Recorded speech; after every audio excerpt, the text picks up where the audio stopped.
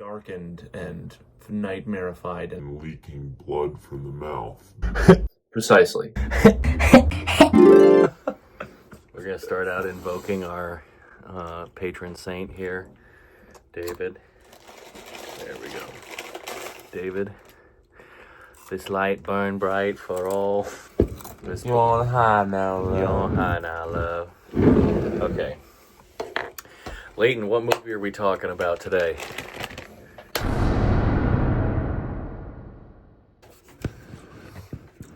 Inland Empire.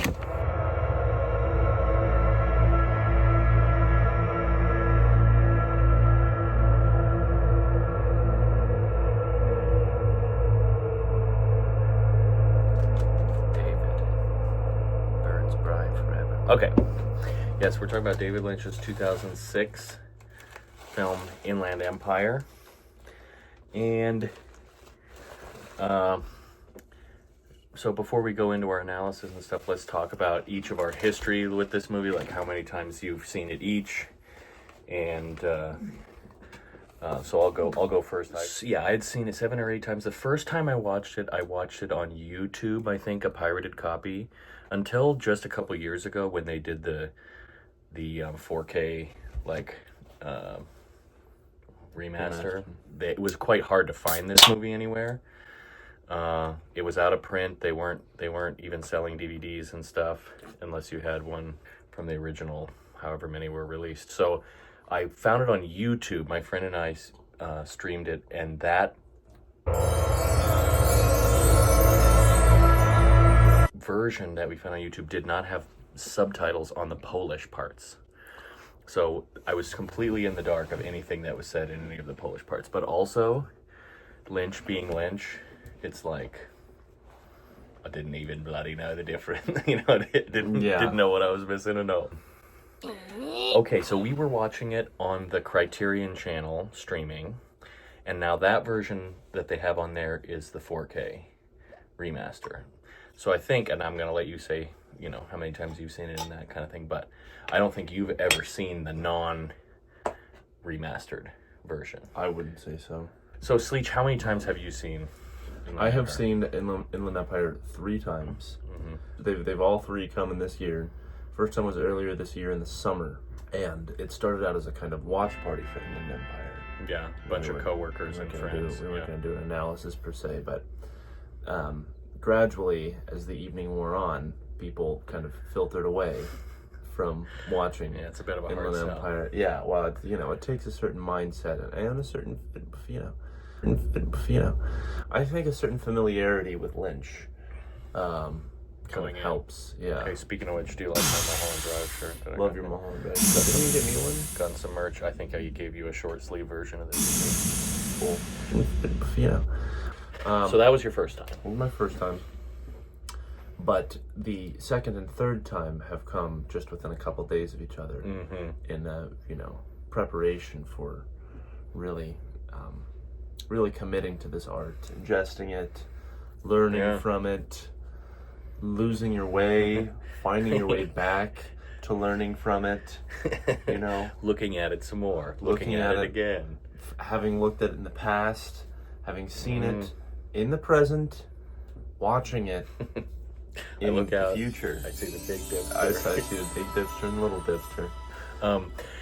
So if you watch this channel, you know that this is what this channel is doing analysis videos of Lynch. So 3-4 years ago, my co-host here, who's my brother, Layton, and I did a bro analysis video on Lost Highway.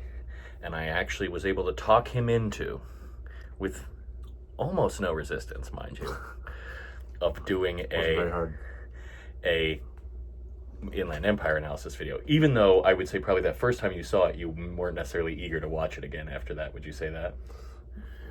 Yeah. I think that, like some of Lynch's filmography, its primary intent, or when Lynch made it, is not necessarily entertainment as much as artistic expression. So it's long, definitely, for a movie. It's disjointed. the quality is, you know, even with the remaster, I think generally it's like it's you know, a step below some of the most well produced movies. For sure. Although it has that low budget look. If yeah. anybody watching this doesn't know anything about the production context, history of this movie, one of the things that we might come back to as we talk about our analysis is the fact of how he made the movie, which we know that Lynch, he didn't have a completed shooting script. He would write some scenes, call people in, shoot, and then there would be weeks at a time where they didn't shoot anything. He was kind of letting it come intuitively, I guess, and like shooting bits and segments. So he'd be shooting different bits as he came up with them. And luckily these people, including A-listers like Laura Dern, Jeremy Irons, they were willing to kind of come along for this ride. Right. And so maybe a lot of the resulting film is a result of how his process in making it, you know, and kind of following this intuitive pathway to get to it. And we know he had basically no budget. He was shooting on a basically like consumer grade digital camera. And even though we're watching the 4K remaster, a lot of the result of that process, especially the fact that he's mainly shooting on a handheld camera and a camera where he's capturing sound directly to the camera, he doesn't have any sound set up, affects the way he shot a lot of the movie. Yeah. Especially in order to get the sound, he has to be really close up to the actors. So a lot of it is in pretty extreme close-ups. Right. Yeah. Yeah. The audio I thought was pretty good with the remastered version, and it's very easy to hear stuff.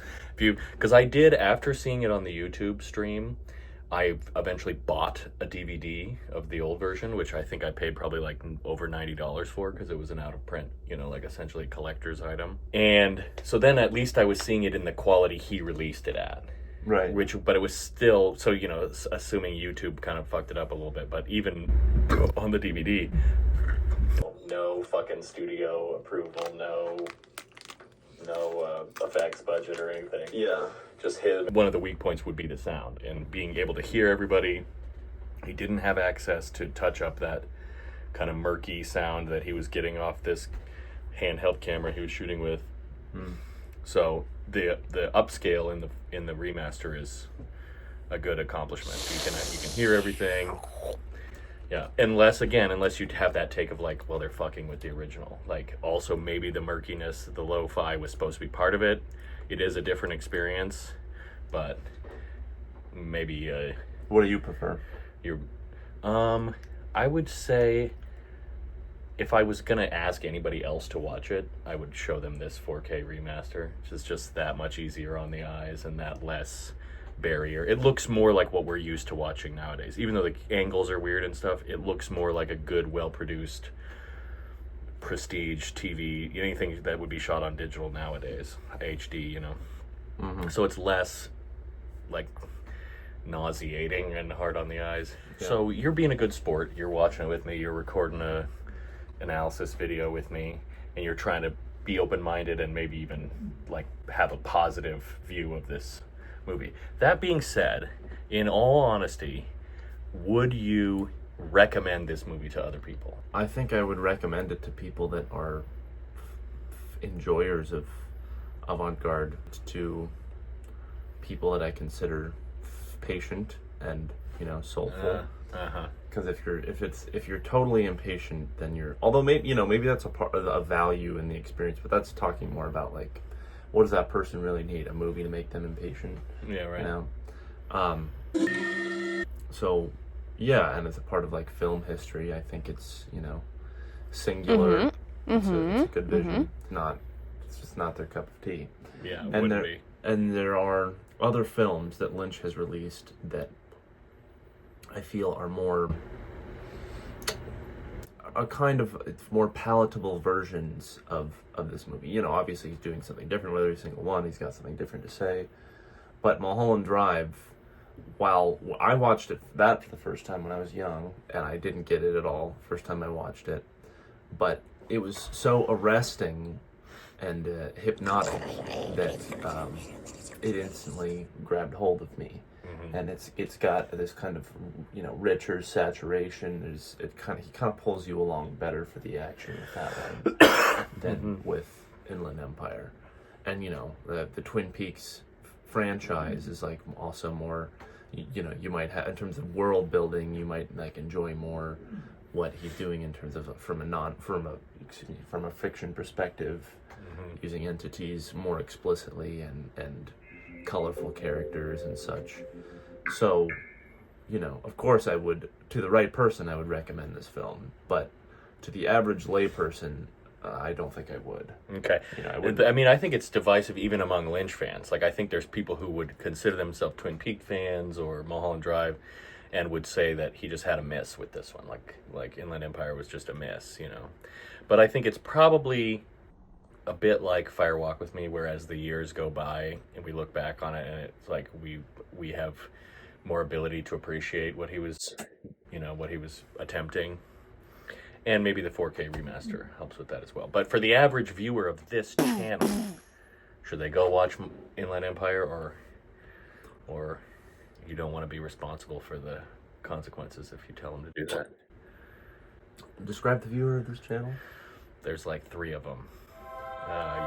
People Well, who like Lynch analysis videos. I would say if you've gotten this far, go for it. Go watch Inland Empire. Go watch it. Set aside a full day, get lots of water, take your pee break beforehand. Maybe sit back with a bowl of popcorn.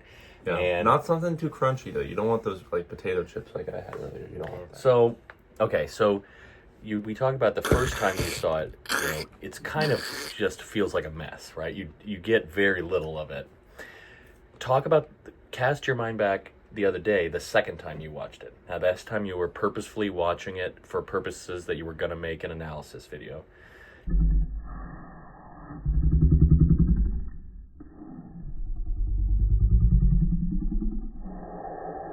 The fact you already saw it all once, did more of it come into focus? Like parts that didn't make sense began to make sense, anything like that? Well, you were very helpful with that right off the bat, merely because you made me aware of names.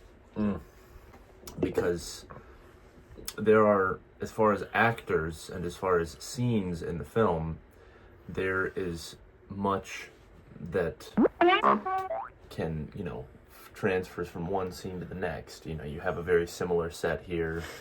You have a very similar vibe here, but characters using different names for each other is kind of how I feel Lynch is indicating that you are jumping one direction or another beneath these narrative dimensions.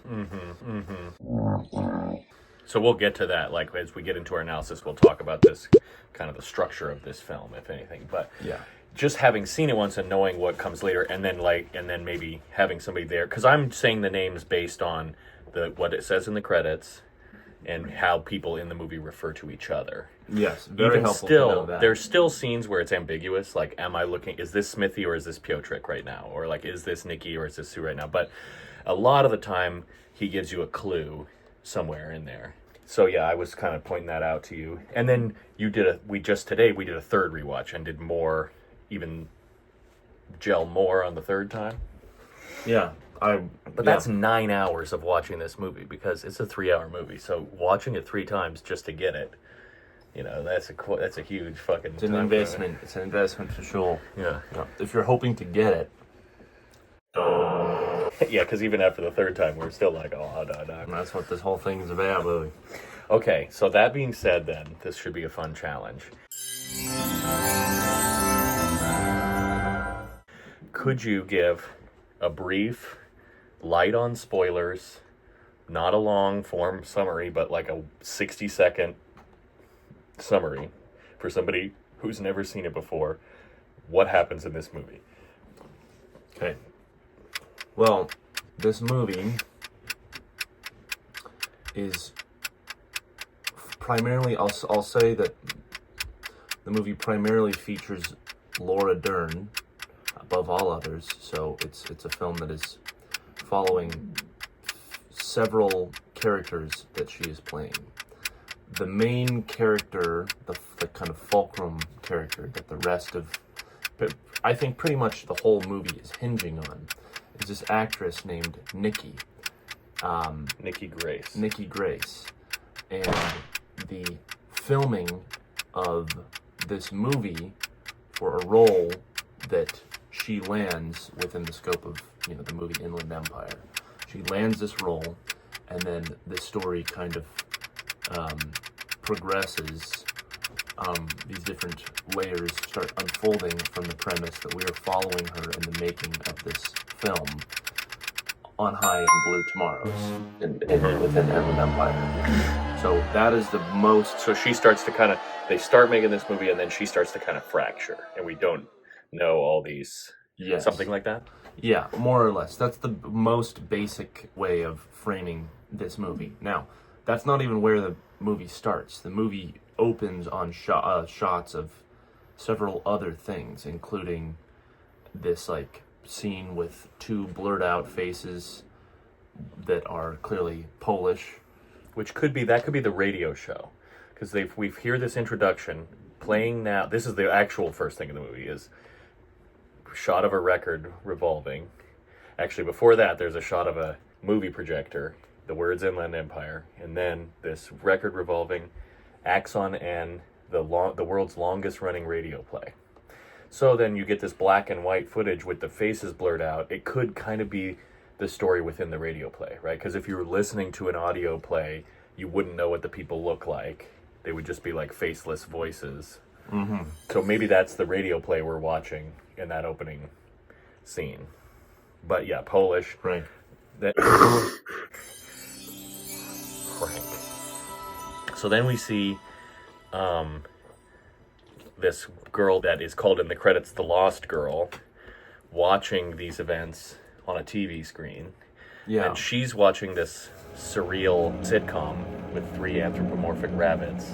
Yes. And then finally on her screen she sees the beginning of the Nikki Grace story.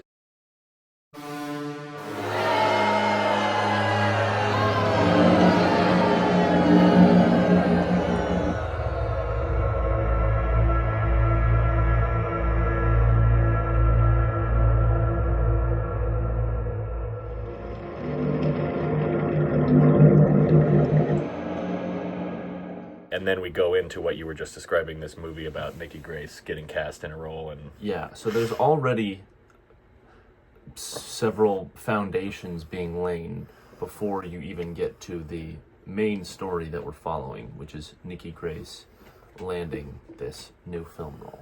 Yeah. So that's how it opens. I guess we'll put a spoiler warning right here. Now we're going to start talking about the plot. And, we'll consider the whole thing beginning to end. So we absolutely, from this point forward, we could spoil the ending, and we'll talk about the whole entire movie. So if you haven't seen it, this will be the place to switch off. Okay, so we'll just ask it all at once first, because then we can go back and slot stuff in. Did you arrive in your viewings of it at any kind of interpretation? Whether that's like a story mechanics interpretation of what takes place in the plot, or like a thematic, ethical, moral of the story, or other kind of what kind of grounds would you have for an interpretation? Mainly thematic. The narrative element pieces together only slightly in the end. Mm-hmm. And I would de-emphasize that. But his imagination and his drive to create it. Right. Yeah, kind of respect that. Okay, so coming in at number 7, Eraserhead. As the main point being taken away. Okay, so talk about your thematic interpretation of the movie. Like, what kind of themes is it putting forward, and how is it treating them? Right. The main thing to notice about the film is that male violence is a very strong theme throughout the film. Mm-hmm. And it's kind of illustrated, at least partly, in terms of these archetypal echoes that occur across time and space. And then that also manifests in the roles that women are supposed to play around this kind of maleness. So there's I feel that that's like a very straightforward takeaway to have. Don't undersell it, 'cause, I mean, that's pretty good thing to extract from all. It's again, it's pretty chaotic movie to watch. So if you can come away with any kind of that feels pretty central. Yeah, it's pretty core. Also, in terms of how that maleness is critiqued, like I said, I've used the word archetypal, and obviously I use the word. I must know what it means. We're gonna assume that he does. Yeah, we're gonna put you know what, on when we edit it, we can put the definition there. Right. So this says archetype. What does archetypal mean? So as you all know, and as we just already knew, yes, I feel that basically a big part of what Lynch is trying to indicate with this film is that many of these things play out because of the stories that we tell ourselves. That plays out across. There's the first kind of fiction of the film that's introduced are these two old tales, like fables, or folk tales of some kind that are introduced by this. That's called. Her name is Visitor Number One in the Grace credits. Zabriskie character, Laura Palmer's mom. And there's also the showing of the rabbits, which makes use of a laugh track, and I feel somewhat clearly evokes sitcoms. You know, this sort of small room, small set. Yeah, like a 3-wall, 3-camera sitcom setup with laugh track for a large studio audience. Yeah, nearly the entire time, the maternal rabbit is doing household busy work in the background. She's ironing, and the male rabbit is just kind of sitting down. Anyways, I love the rabbits, so that's one of my favorite parts of the movie. But there's also the story, the filming of On High and Blue Tomorrows. There's also the supposed original movie that this On High and Blue Tomorrows is reportedly a remake of, which is like a Polish film titled 4-7. Vier Sieben in German. Vier Sieben, and that was based on this older tale, like maybe they say based on a Polish folktale, right? And we do hear this perhaps Polish folktale, which is what the Visitor Number One says to Nikki. So you're like, is that the tale that Vier Sieben was based on? Yeah. There's also the running of the record, which is Axon and so-called Axon and the world's longest running radio play. So there are all of these, and then there's also, it appears that many events of the movie are watched by the Lost Girl through her TV screen. So that's also like a layer of fictionalization. Yes, precisely. There's also the quote from Hindu scripture that David Lynch reads before the initial, the grand opening. In early screenings of the movie, when he was first screening the film, he would come out before the movie started playing and supposedly read this quote from the Brihadaranyaka Upanishad, part of which also ends up in Twin Peaks: The Return, with Monica Bellucci saying it to Gordon Cole. We are like the dreamer who dreams and then lives inside the dream. And then in this version of the quote, it continues, we are like the spider who weaves a web and then moves along it. It is something like, it is thus throughout the entire cosmos, or something like that. With this, there's a kind of bringing up across both of those, of this kind of self-creation, self-manipulation, to be a dreamer who is dreaming and then living inside a dream that you constructed, or being a spider moving along its own thread, and this one line. Like you created the line of travel that you yourself are going to take later. Yeah. So, what was the original question? Well, so we were talking about there being all these different layers of fictionalization. And so this dreaming and then living inside the dream is also kind of like casting yourself in a movie and then playing a role in a movie, seeing the events of your life fictionalized on a TV screen, or identifying with a media property, like, oh, that's so # me. Yeah. Because it's a way of us ingesting these societal or karmic historical roles, functions, and then we reenact them because we buy into the story. I feel like a lot of it is that.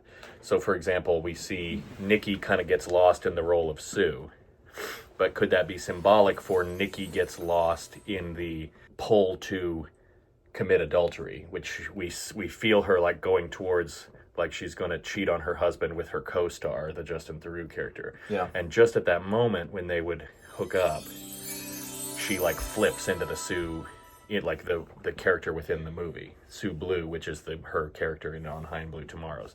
So I feel like there's some kind of comment on us casting ourselves in our own dramas that we do. Yeah. There's like a cycle of samsara aspect to it. Yeah, not surprising considering I think that David Lynch was into or well versed with Eastern the Hindu spiritual ideas generally. Yeah. I think this movie's very like shot through with his Hinduism beliefs, but you don't pick it up immediately because it doesn't have Hindu imagery, right? It's not culturally Indian, but the cosmographical beliefs are throughout it. I think it's a lot about reincarnation and karma. Yeah. If you had to say, this might be a fool's errand to even attempt, but how many different like reality layers are there in the movie? Or let's name some of them that we can think of. So we already said the rabbits, the radio play, which we don't know how much of that we ever actually see or hear. There's this lost girl somewhere watching all these events on a TV screen. There's Nikki, the actress, and then there's her character in the movie, Sue Blue. But then as we follow Sue Blue, it doesn't seem like she's inside of On High and Blue Tomorrows anymore. It seems like we're just on her layer of reality, right? Yeah. So that's at least 5. Is there any others? Well, when you first asked me this, I said 4. Okay. Because that was the first thing that jumped to mind, because the 4 things came to mind immediately.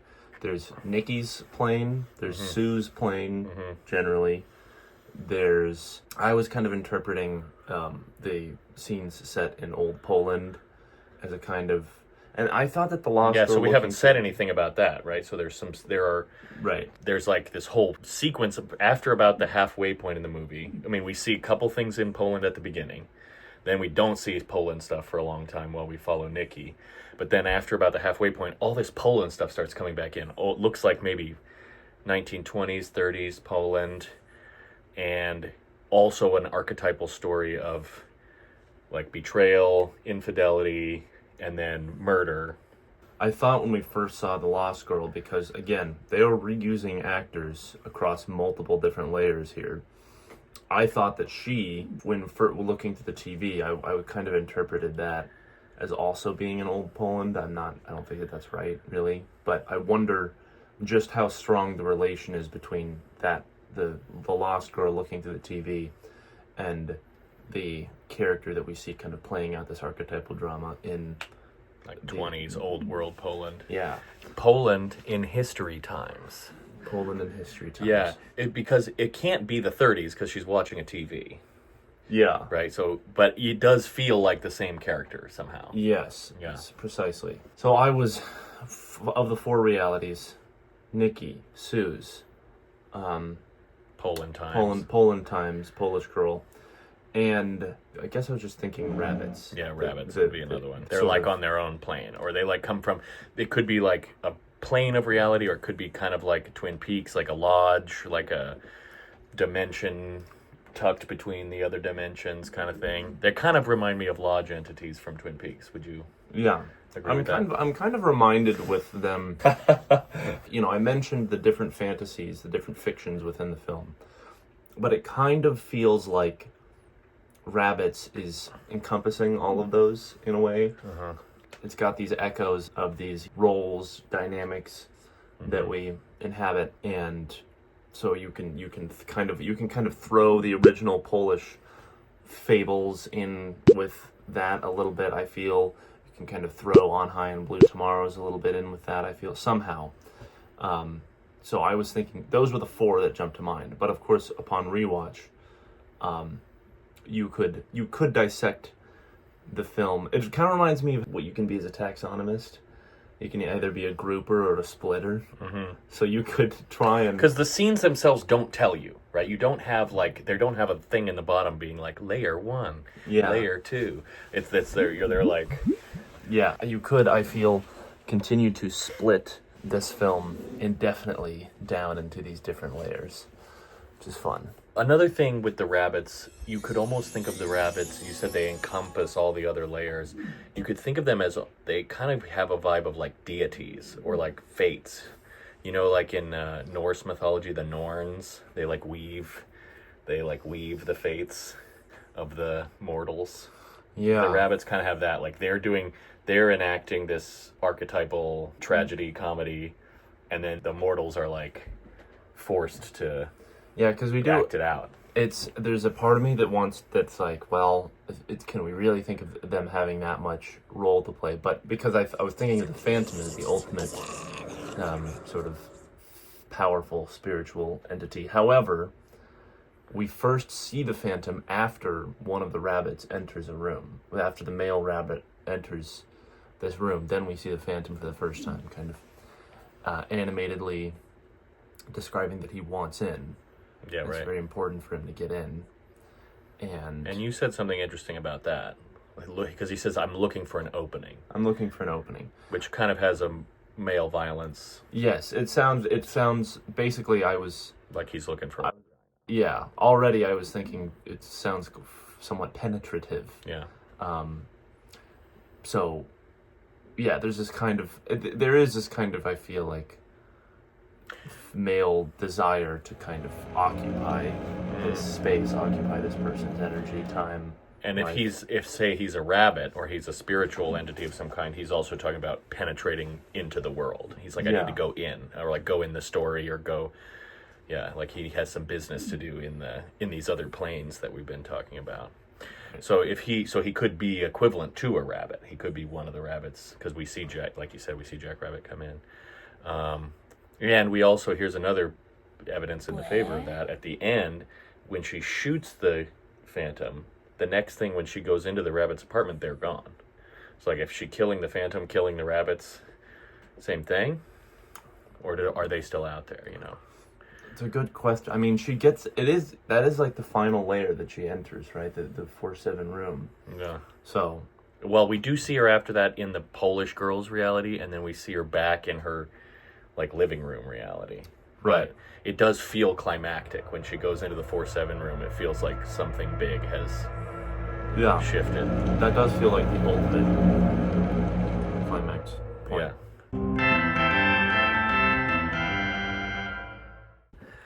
Okay, so because this movie is kind of just like a big mass of like things that happened, right? The special features for this movie, where he showed the deleted scenes on the DVD, was called More Things That Happened.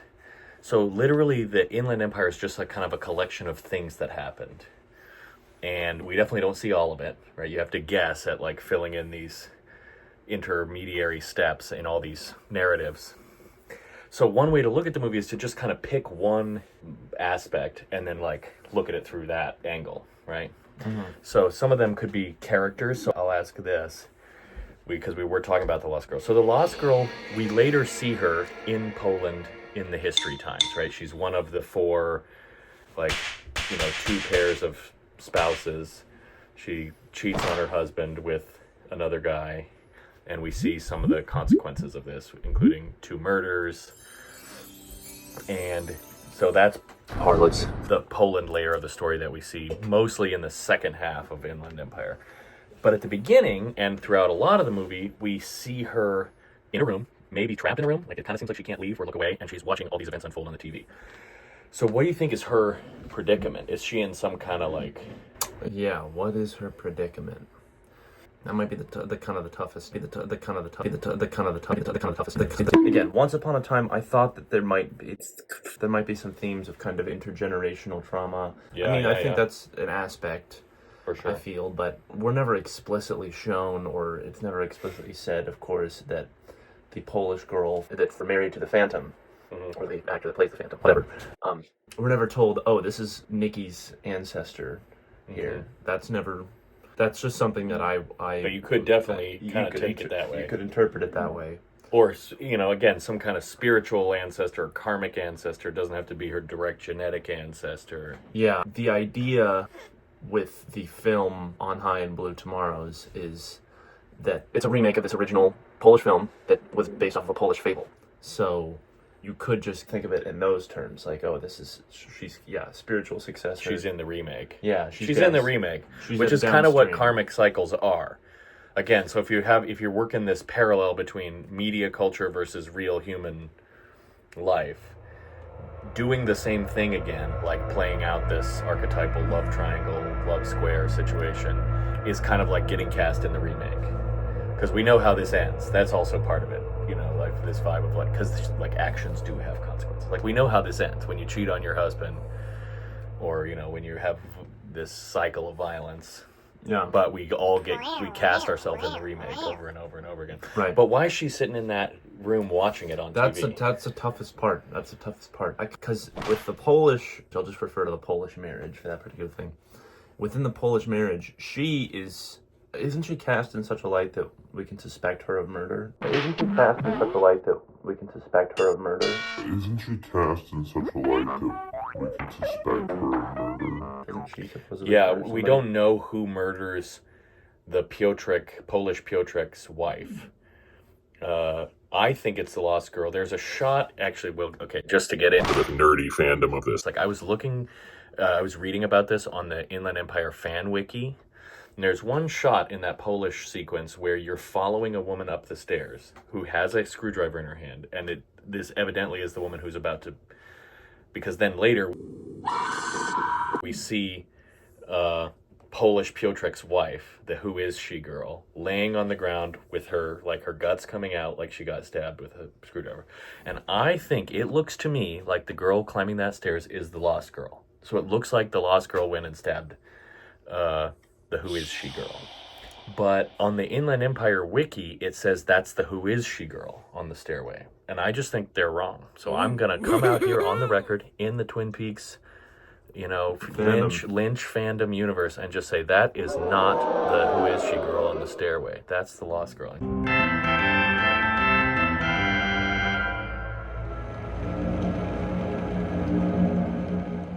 She kills her lover's wife in that layer of the story. So it is this like archetypal thing plays itself out, but it's always with variations. Who kills who at the end, who there's also an infertile character in each version. Yeah. I can't have children, but it's different if it's the husband or if it's the wife. The lover kills. So in this one, in the Lost Girl kills the lover's wife, and then the Lost Girl's husband kills the lover, which is Polish Piotrek. Right. But in the Sue version, Piotrek isn't the lover, he's the husband. And I guess that's also true in the Nikki layer too. Yeah. The Piotrek character was the husband. So to return to the girl watching TV, it almost kind of feels like that's her in purgatory, or perhaps in hell. Like she has not only been unfaithful, but carried this act of unfaithfulness to like an ultimate jealous rage type. I mean, this is just how it was working in the back of my mind. It's not, that doesn't have to be. It's not a very clear interpretation. Well, let's just say, like any Lynch thing, you have the right to interpret it. Every person could have their own interpretation. So yeah, I don't really know what to do with that woman, because then suddenly later in the film, after we feel that Sue has kind of escaped this cycle somehow, in some manner, she's slain the Phantom, entered the 4-7 Rabbits room. Then we see the Polish girl kind of escaping her own, like, it feels like through the actions of Sue. Sue has helped the Polish girl. Or Nikki, it might be at that layer, because it is after we see her come out of the... Yeah, something, Sue or Nikki, one of the two. Polish girl, like, runs away from the TV into the living room that, for a good chunk of the movie, we have been assuming is, like, Sue's house. She, like, runs into the same living room, then she greets the same actor that plays Piotrek and Smithy and stuff, like he's her husband, and there's also a kid there. So it's kind of like you said, like there's no miscarriage, there's no child that died. Yeah, because in the other version, in the Sue version, she says her son died. Yeah. Yeah, and there's also no infertility, which that same actor at one point plays a character that is claiming that he's infertile. So that's how he knows that Sue's kid is not his, because he's infertile. But then we see later, we see him, that actor, with a son, and, you know, being reunited with... But it seems to be on some kind of other plane, because it's like, it's a version we've never seen so far. Yeah, it's like... It's one where he has a son, he lives in that house, but he still has a son, but he's still with the lost girl. But it's kind of like they're reunited on some other... Yeah, but it's like the only times that we don't see that girl, or that we see that girl explicitly in a time that couldn't be the old Poland times, is in that room watching that TV. So in that last sequence too, it's modern clothing, modern house. It looks like a house in California, not a house in fucking Poland. Just from the decor and the, you know, the way that. So I don't have a good theory for that. It's kind. I wonder if it's like she's really the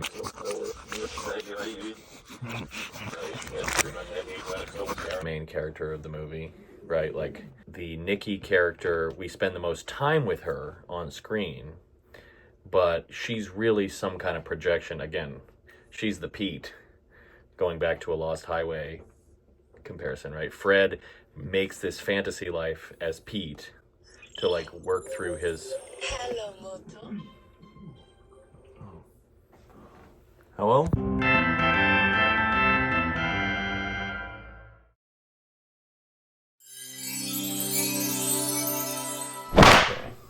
All right. So you could view the Lost Girl as kind of the main character. The whole Nikki, all the Nikki layers and Sue layers could be her projection situation, and she's the one who's really the woman in trouble, or like the person in the predicament, and she has to like solve her, like she has to like unknot her karmic like situation, and she uses the Nikki and the Sue realities to like work through her stuff, you know, like it, maybe if you want to take it as a reincarnation narrative, she has to go through a few more lives first. And it does seem like at the end she's free. Whatever kind of victory Nikki or Sue has had, it was for purposes of freeing this woman. And you know what I'm saying? Yeah, it does kind of feel like that. I think that's a fine interpretation. Somehow, this is the woman that needs help. Help! Yeah. And we are, you know, And then watch that happen. Sue starts to come up from the like Sue layer back to the Nikki layer when we have the zoom back camera. So there's a moment in the movie which we have likened to a moment in the Jodorowsky film Holy Mountain. If you've ever seen the Holy Mountain, spoilers for the Holy Mountain, but at the end of the movie, after this guy has done this whole spiritual quest, he gets to the top of the mountain, and then his alchemist teacher guy is like, so you have found the secret to life, but it is not real life, it is a film. And then he goes, zoom back camera, and then the camera cranes back and you see it's all a film set. You have the same moment in this movie. After you've been in the Sue reality, like invested in the Sue reality for a while, like a good hour, you see that this scene of her death was actually being shot for On High and Blue Tomorrows. You pull back and you see there's a film set there. Do you think it's possible that Lynch took inspiration from that? Totally possible. Yeah, why not? He likes other artsy directors and stuff like that, you know? Mm. And he loves surrealist stuff more so than other, you know. Right. Even though he was in a Spielberg movie because he played John Ford in The Fabelmans. That was his last role before he died. Lynch trivia here on the channel too as well. So tune in for all that. I'm learning a lot. I had a question about infidelity, who's unfaithful to whom.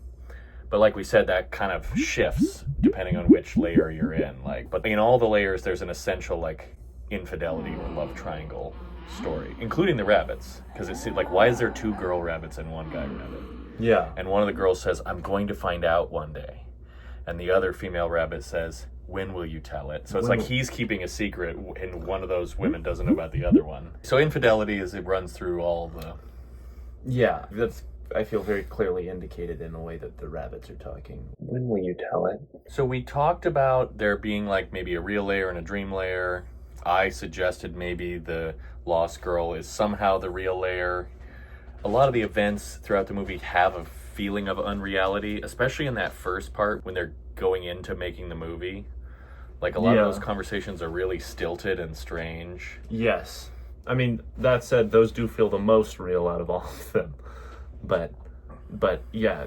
You could, I mean, I don't necessarily agree with that those feel the most real. Really?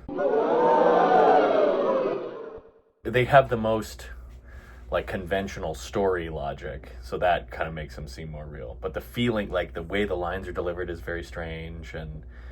Yeah. Like, Justin Theroux... When I always think this, again, this is something I haven't heard elsewhere in the fandom, but I always think that when Justin Theroux says, I wouldn't do a remake, I thought this was an original script. Sounds to me like David Lynch told him, read this line like you're lying. Like, it doesn't sound like he's telling the truth to me. Like, he knew it was a remake, or I don't know. You're right, those feel the most... Narratively, it feels the most, like, sequential. We devote some real time to that. Yeah, but we were talking, as we were watching, we were talking about how it's also a story about these characters talking themselves into committing the infidelity. Like, you know, there's this, they go on a chat show, and the hostess is like, what are you two going to... A very Diane Sawyer feeling to the... Yeah, just, mothers, lock up your daughters.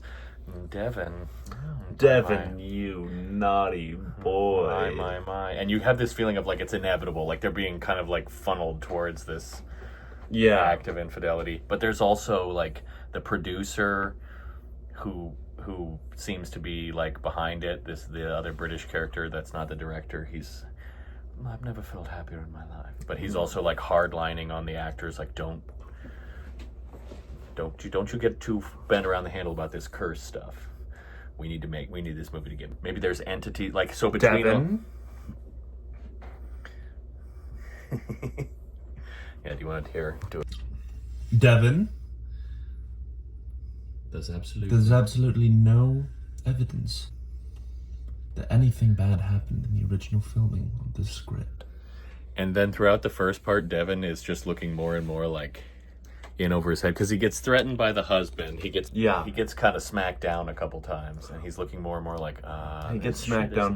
But then I note later that he's one of the male violent roles, not something as explicit as, like, beating your wife or something, but he's kind of enacting these sort of harmful roles onto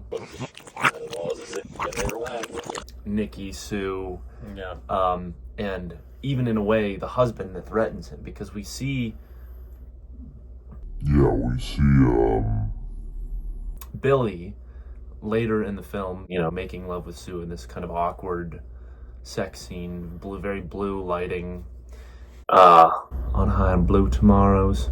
And then we see the husband kind of peering in from around the room, or from around the corner through the doorway. But he doesn't look, like, enraged. He looks more like... I could describe his emotion closer to the other end of the spectrum. He kind of almost looks more despaired. And emasculated. He emasculated Devon. You know, he's threatening him, and Devon kind of looks, like, intimidated. But then, like, later, Devon actually goes through with it and fucks Sue Nikki. Yeah. And there's this kind of feeling. I kind of feel like that the power dynamic shifts, because it's like, oh, well, Billy wins anyways. Devon wins anyways, because he cucked the husband in spite of the threat. Well, so one theory I've read is that, like, in the original story, the oldest layer of the story, let's say that's the olden times Poland version, the Phantom is the one getting cucked. So, through his powers of manipulating the timeline, every subsequent iteration, he makes Piotrek, which in his layer is the guy who snicked his dame. Think you could just snick my dame? And in all future iterations, he casts that guy in the cucked role. And then you get this Devon or Billy character who's this very, like, suave, like this kind of, like... Yeah. He's kind of like the man with the pencil mustache in Lost Highway. Yeah. I feel that you can see how this kind of male apologism jism plays out through the movie in various different ways. These kind of like things that critique of male apologism. Critique of male apologism and critique of like male roles, the gender role of being a man. Jism, like beating. Jism, like Devon is rude on the talk show. He says something just mean-spirited in response. I mean, the host of that show who's like, Devon, you naughty boy, are you getting released into the playground? Or whatever she says. Yeah, some shit like that. And he just kind of goes, if you're looking for shock value, I suggest you look in the mirror. And she goes, ooh! And then William H. Macy. Yeah, the one shot of William H. Macy in the whole movie. I wonder if he was just like in town and he was like, I want you to do this one thing. Could you just come in for 5 minutes, William? He's like, okay. That's funny. His only appearance in a David Lynch project. Yeah. Their one collab. I do like that shot. But anyways, he's rude there, and the TV host just kind of takes it in stride. So that behavior is apologized for. Then later, Devon is rude during the director, Kingsley. The director's meeting, the opening meeting of the film, because he's like, I'm sure if you don't fuck it up, Kingsley, I'm sure we can do great. Yeah, he's rude there, so there's this kind of, He's got a bad boy thing going on. He's like, this is... And you can see, I'm in my element. So like we have all these bad omens, like everybody's like, don't fuck each other, because like her husband's really scary and powerful. But you still watch them like... Yeah. Like you're watching them basically like you decide that they're going to do it anyway. And they were flirting backstage on the film set and all this stuff. But then the moment when they would consummate is also the moment when we like lose track of the Nikki character and she becomes the Sue character for then the next like hour and a half. Yeah. But I think, one of the possible like plot mechanisms in this is there seems to be times when people can cut across the reincarnations, the timelines, the layers, and we have like the silk burning ritual. We have like the Lost Girl and Nikki at one point seem to make eye contact through the TV. There's a lot of times when Nikki is in both sides of the same room at once, or like looking at herself across some like dimensional gulf. Like there's a lot of shots of shot of Laura Dern, reverse shot of Laura Dern, like looking back. Yeah, in some kind of shocked manner in different configurations. So, do you have any other thoughts on the Phantom? At the beginning, the Phantom wants to go in and is looking for an opening. We have that conversation with the bald guy in the Polish palace. Yes. And then later we hear that he's missing. As we're getting this information about him working in this circus troupe and like being good with animals and hypnotizing people and stuff, he also, it seems like they're trying to hunt him down as you get further along in the movie. Mm-hmm. Like, it seems like Smithy, which is Sue's husband, gets on this mission. He goes to this seance. He gets this gun that he transmits to Nikki, who ends up shooting the Phantom with it. Right. It seems like they go on the hunt through the rabbit holes of the dimensions. They go on the hunt for the Phantom somehow. Yeah. One of the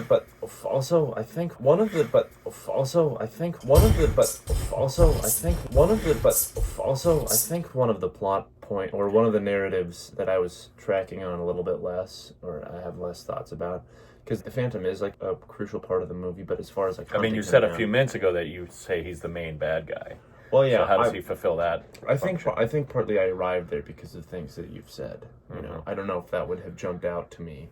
I guess I don't know if it's quite the thing that like jumps out to me, like quite this equal presence. But maybe that's because Lynch hams up evil, the appearance of evil presences in other works of his, like in The Lost Highway. There's the ghoulish man in Mulholland Drive. There's the man behind Winkies. But he's pretty much that role in this. He is, more or less. He's the one who's doing it. He's got more of an element of reality than those, because we see him in a miracle. Yeah, because on the other hand, that's right. We see him in like a regular story, not just like a supernatural incursion.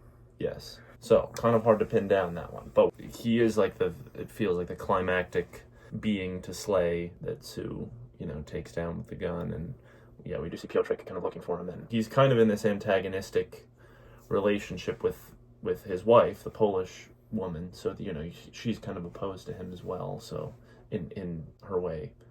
So, Well, and he's abusing her as well. Yes, he is abusing her. So there you go. Okay, I'm going to read you the wording, how the visitor number 1 tells her 2 fables. And you see if this sparks anything, or like what becomes of these fables within the narrative? Do we see this stuff happen? She says, a little boy went out to play. When he opened the door, he saw the world. As he passed through the doorway, he caused a reflection. Evil was born. Evil was born and followed the boy. Then Nikki says, I'm sorry, what is that? She says, an old tale and a variation. A little girl went out to play, lost in the marketplace, as if half born. Then, not through the marketplace, you see that, don't you? But through the alley behind the marketplace. This is the way to the palace. But it isn't something you remember. Okay, so why does she recount those stories at that moment? Do you feel like those are the fables that the film 4-7 is based off of? Well, we do hear it's based on a Polish folktale, but it's not exactly... Those must be some version of the story, but they're not... they're not the straight-up tales of infidelity that all these other stories seem to be based on. Yeah, that's true. But there's some kind of moral dimension to them. Going through a door and causing a reflection, we see that happen. Like Nikki enters a door and suddenly she's in another reality. And she's like split off into another personality, Agreed? Yeah. So that resonates. I don't know what it literally means, but it certainly resonates throughout the story. Crucially, she says the little boy crosses through the doorway, then reflection, evil is born. Then you have, crucially, the girl, fable, lost in the marketplace, half born. Only way through is to get, only way to get out of there is to go the back way behind the market to the palace. So, once again, I feel that, there's a kind of dichotomy in terms of Lynch splitting humans into these two general gender roles. It feels like, you got men performing this kind of Evil. That's the word that's evil used. Was born. Yeah. Evil was born. So they create evil, but there's like a more core, more human element because of with men and with maleness, because the evil is following them after it's created, after the reflection is created. So there's that kind of thing, and then I'm thinking, okay, what's he trying to say with the woman's gender role, with like the girl in the marketplace, half-born, maybe passive, and she has to take the back way. Like the woman has to do this kind of like she can't go through the marketplace. She has to go through the back. Lost, half-born, back way. Yeah. These are all things that kind of suggest a demure position. But then it's interesting that you talk about like Sue and Nikki when entering a new layer, looking back at a reflection of themselves, an evil being born in that sense. Well, it doesn't have to try. It doesn't have to be like every time it's a boy, he's the bad one. Yeah. Every time it's a girl, it's like they're all enacting these kind of karmic layers. Yes. And another layer to that, a group of characters we haven't talked at all about. Now maybe this could tie in here too. Yeah. Is the Valley Girls. So these characters are called, at least in the fandom and stuff, the Valley Girls, because in some of the documentaries on set, we hear Lynch referring to this group of women as the Valley Girls. They all have names in the credits. Dory, Sammy, Lori, Lonnie, like all this. And they seem to be prostitutes, so some people call them the prostitutes. But only maybe some of the movie they're actually prostitutes. Because towards the end of the movie, they're like walking the streets with Sue. But earlier in the movie, they're just like a group of friends she hangs out with, or... A crucial line of dialogue that comes up several times with Laura Dern's characters and with this the Valley Girls. Gaggle of harlots is the line, "Hey, look at me and tell me if you know before." Which gaggle of harlots, gaggle of harlots. Harlots. I don't even know what to make of that, to be honest. I think it's still something about like they're trying to recognize themselves outside of the kind of like inertia of these trauma cycles, right? It's like, hey, wait, haven't we been here before? Yeah. Have you look at me and tell me if you've known me before? Yeah, I seen you on a street in Poland 80 years ago. Yeah. And like that kind of thing. Yeah. Something about that. And remember who you are too, because like Nikki's lost in the Sue character, and in a way they're kind of like, remember who you actually are? Tell me if you've known me before. Yeah. I mean, that doesn't exactly make sense with explicitly, but something of that vibe. Something of that vibe. I mean, it's Lynch. So he's not, I'm sure that he doesn't have like a beat by beat narrative in his head of what's actually happening. Much of it is merely thematic. And I'll argue back on that. Okay. I think when he makes a movie like this, there's a story he thinks he's telling. And he's got maybe some things are shown in an expressionistic way, a non-literal way. But my feeling from also the way the Mulholland Drive story works and the Lost Highway story works is I think he has a meaning for almost all the events in the movie. And he really does think a story is told, even if it's a trans-dimensional, out of order, like, all kind of fuckedy spiritual entities, lodge beings, kind of story. I think he thinks there is a sequence of events that he's telling, if not literally, but explicitly. But you get this feeling when you watch the movie of like, oh, he's just riffing here. Like, yeah, just riffing. As a director, will you allow me to riff? Can I riff? Okay, what I was going to ask is for you to kind of interpret the ending of the movie. Like, somehow she achieves a victory by killing the Phantom. Yes. It's a plot that's been set in motion by other characters earlier, including Smithy acquiring the gun, leaving it for her. Also, the woman who guides her back into the theater from that burlesque club on Hollywood Boulevard.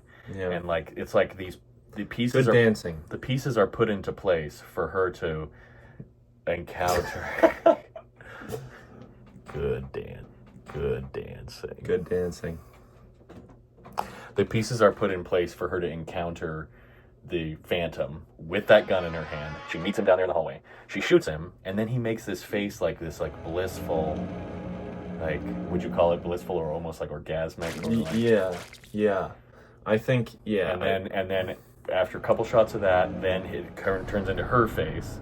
Then it turns into this leaking clown, bloody ink version of her face with black teeth. So what do you think that is? Why does the Phantom look blissful when he's shot? Why does her face then appear? And then is there a meaning to that overall moment? Although we get the sense it's some kind of victory that she's achieved. Yeah. Well, with the Phantom being shot there, it appears to me like that is not only a catharsis and a release for Sue, Nikki, the Lost Girl, perhaps many others, but it's also a release for the Phantom, who is, has enacted or is helping to enact a karmic cycle that's harmful to himself as well, as his victims. Yes. Yeah. Yes. Yeah.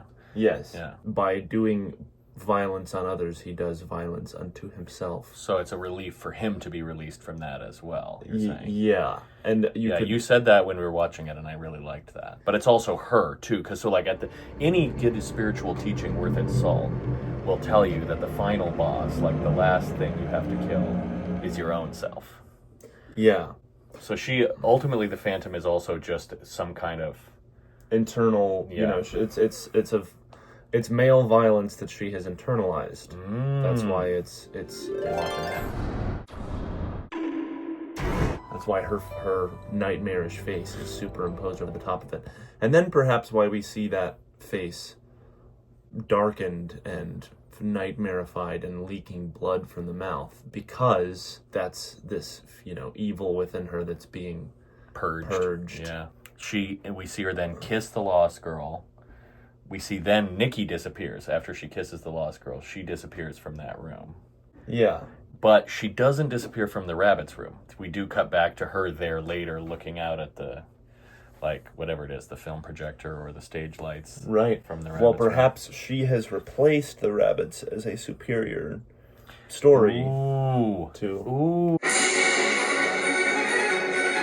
Ooh. enact. Ooh. You just saw that happen here, folks. Original theorizing, new Lynch theories.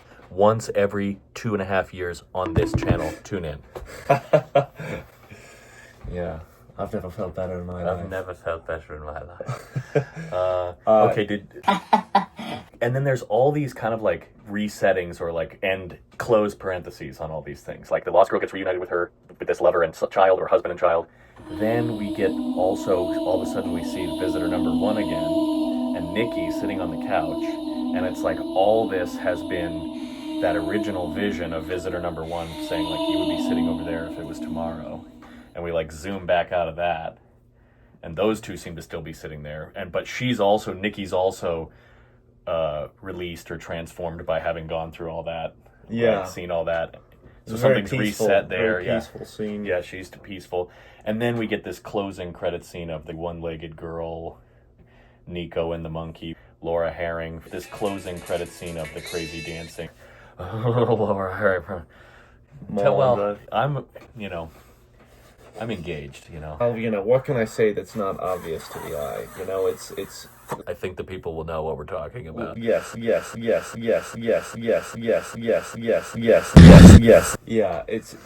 she's very. The phantom is within me. But it's a fun ending with that Sinnerman song, the women dancing. It definitely has a celebratory vibe. Yes, it does. It's a weird kind of happy ending. It's kind of like at the end of Fire Walk with Me when Laura's seeing the angel. Like there's some kind of redemption after all of it. Yeah, that's also Lynch's last film in the filmography. That's true. So that is his final credit sequence on a feature film. Yeah, so that's kind of, it's almost celebratory in terms of like his whole career. Do you think that he was like, well, I've done it. I've been a good film director. Even though he lived 18 more years after making this movie, it does feel like a last movie. It kind of feels like even though throughout his life he would talk about wanting to do other projects, and he did make after this Twin Peaks: The Return, which he has called an 18-hour film. My favorite. His favorite. We're going to do a ranking segment, people. Stay tuned in. We're about to do some ranking. But it feels final, because he's bringing back all these people from his other projects. He's kind of like touching on all these themes from all his projects. Knitting it all together. Yeah.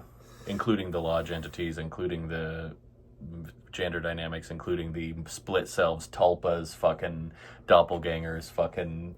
Okay. Well, there's two things that I want to ask you about in terms of narrative in the film.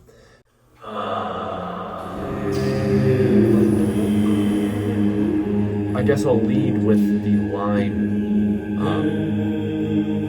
good with animals. Because there's this line there's a couple lines that are repeated a few times. There's hey, look at me and tell me if you've known before that actions do have consequences. Another one. 9:45 at midnight. Yeah, there's some repeating numbers and time. 9:45 midnight. The number 47. The number 47. And also this line that we first hear from Freddy, who Justin had a fun theory that I like, that he's a kind of entity that's on a different plane than the other characters where we first encounter him. He's a lodge entity. So using the terms from Twin Peaks, let's say that same kind of being also appears in other Lynch fiction. So lodge entity, like Black Lodge, White Lodge, lodge entity. Yeah. And he first...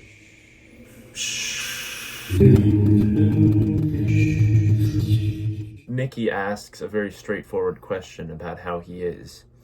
And he replies with, well, there's this vast network. There's a vast network. Limitless possibilities. He just kind of like pops off with this strange, very metaphysical response. And also mentions at one point his love of animals, including rabbits. Yeah, he does talk about rabbits and horses. Dogs. Yeah. And just says that he's good with animals.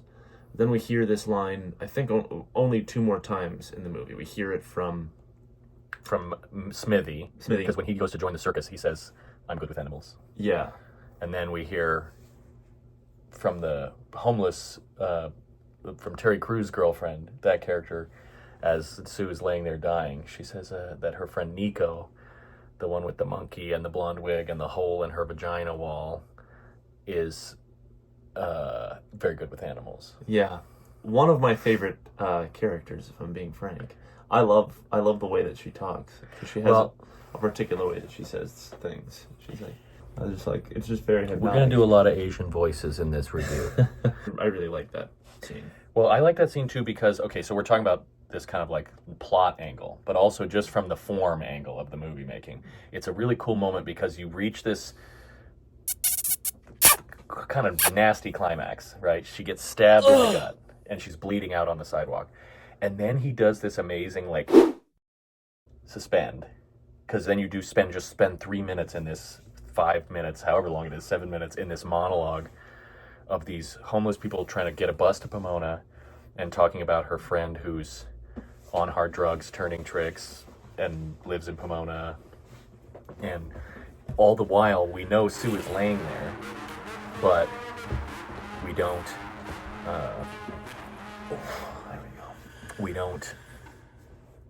we don't just finish off that story right then. We take this 3 minute pause for on people, these homeless characters we've never seen before. It kind of is similar form wise to those to the Roadhouse scenes in Twin Peaks: The Return, where you just see these characters in there that you never see before or after, but it's just showing the world is bigger and stretches off in all these other directions, and there's all these side characters have their own stories too. Yeah.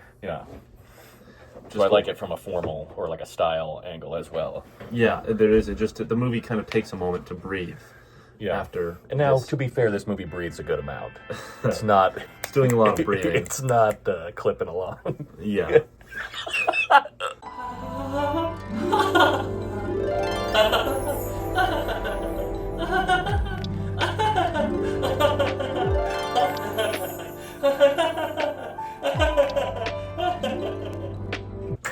Oh, that's funny.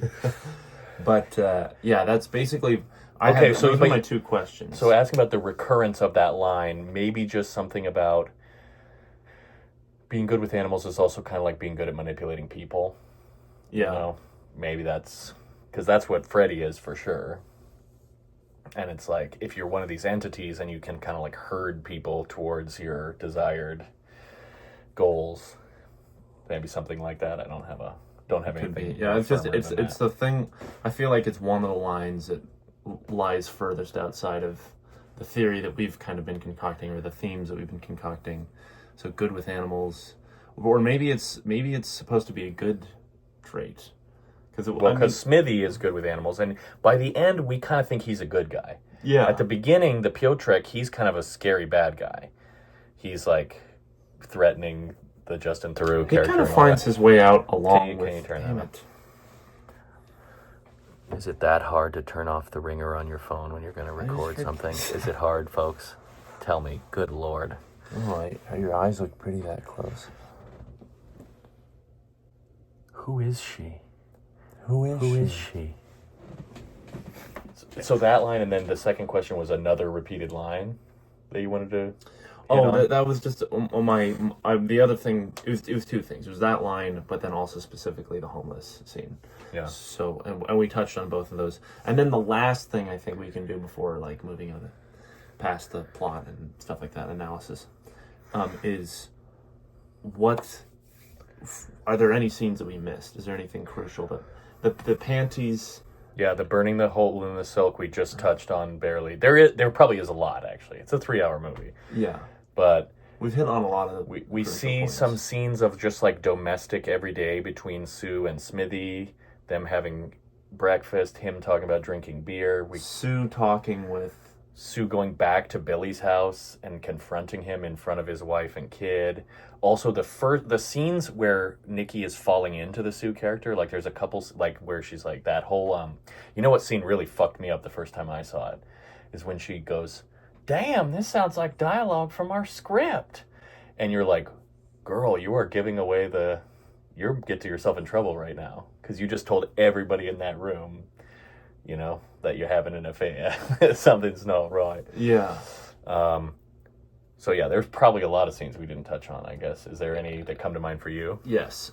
Sue in the office with with Mr. K. With Mr. So that K. character in the credits is called Mr. K. He's like, could be a police detective, a therapist, I've heard lawyer.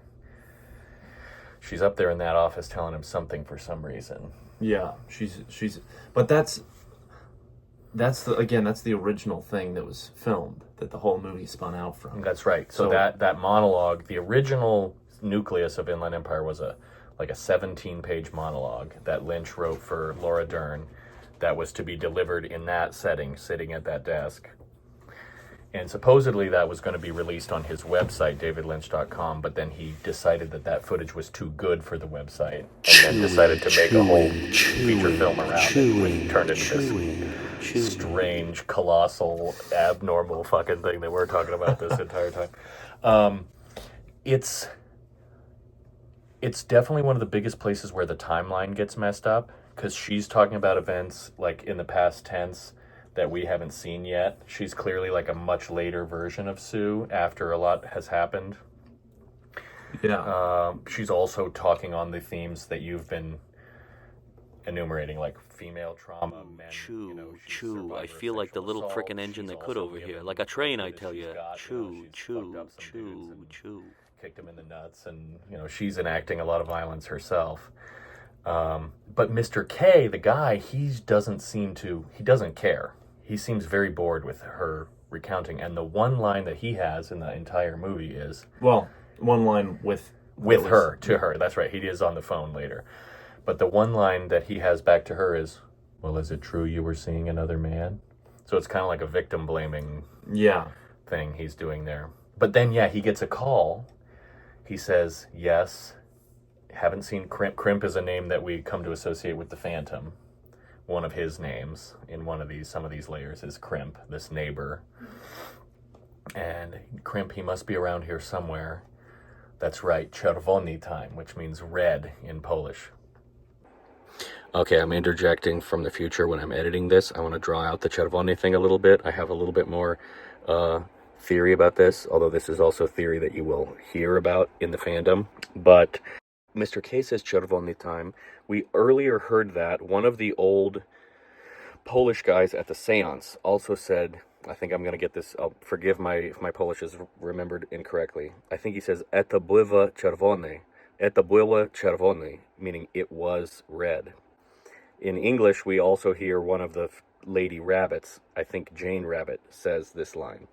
And when the three old men at the seance sit down in the chairs and then cross-dissolve into the rabbits, I think we're seeing a suggestion those guys are the rabbits, from the rabbit side. And czerwony time then, to me, means the go time of this plan. Czerwony time is the go time of the plan for Sue to dive down the levels and defeat the Phantom.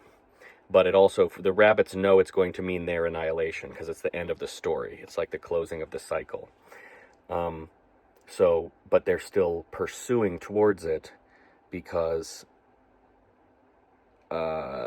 somehow either it's like karmically predestined, or they have to enact their roles even all the way to the end, or like because they have they see some kind of moral good in it and they're supportive of it. I think the rabbits might be as benevolent as the lodge entities we know of. We're enjoying the speaking of Polish in this movie. It's a fun sounding language. Pretty language. But so he says, it's the only time one of the American or non-Polish characters says anything in Polish, is he just says, that's right, czerwony time, which means red time.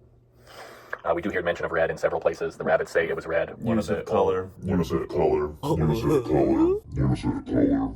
One of the old men at the seance says it was red. To это było czerwone. Yeah, I don't know what you can make of that. So somehow he goes from just this just to finish on the Mr. K thought. Somehow he goes from just this archetypal role where he's just another dude who's kind of apathetic, not being a good guy, not helping this woman in trouble. Somehow then he becomes involved in the plot because he's like, yeah, the Phantom is around here somewhere. Yeah, it's Jed of Only Time. Yeah, the horse to the well. Like he's leading. Like he's somehow, again, the idea that things are coming toward a head at the end there, where they're going to enact this Phantom killing. And as soon as plan. as soon as she starts hearing him say things on the phone, you kind of get the sense that she's like, oh shit, I shouldn't be here. He's not trying to help she's me. like, and then that's when she splits. And gets stabbed. Yeah, and you get fork stabbed. You get Get screwdriver stabbed. Any last forgotten scenes, plot points, tie-ups? Burning of the hole through the panties, and So I actually have a pretty, I think, not that complicated or like not that subtle take Controversial on this. Yeah, I think this seems to be the standard within the fandom too. That's when Sue gets to see through the layers. So the first time that she gets like flips over to the Poland times, she doesn't know what's happening. But it does allow her to make contact with the Lost Girl, and then the Lost Girl is like, do this ritual where you look through the silk, and then that's how Sue learns the history of the cursed script, the karmic cycle, because that's when she begins to, that's at that moment is when we as the audience begin to see way more of the Poland story. When she's looking through that silk is when we see the two couples. It's when we see the Phantom and the Lost Girl meet each other on the street. It's when we see the scenes of the Polish murder, double murder or two murders.